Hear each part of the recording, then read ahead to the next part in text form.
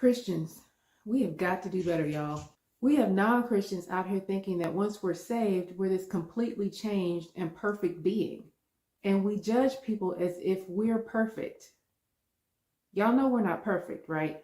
You can look to the history of God's people from the Old Testament to the New Testament to see that God's people have never been perfect, nor will we ever be perfect. We're in the Old Testament right now over at Wednesday Night Bible Class, and we see scriptures that are saying this over and over again. And the people of Israel once again did what was evil in the sight of the Lord, etc., etc., etc. In Judges alone, this was stated, 7 times, multiple times over the course of years.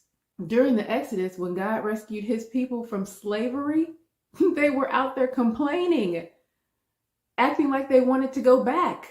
Moses spent, a month or so on Mount Sinai talking to God, and the people were so impatient that they decided they were going to make themselves a calf and worship it instead of God.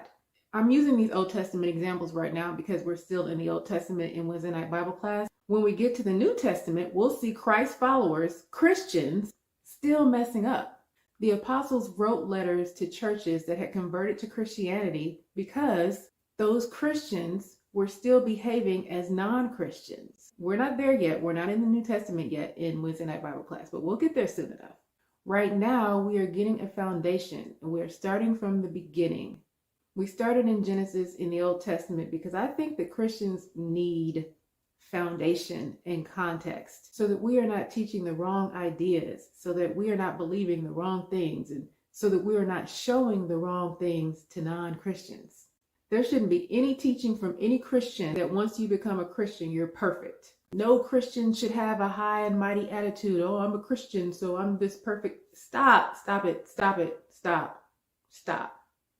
It makes us look crazy to non-Christians, and it makes us look like hypocrites.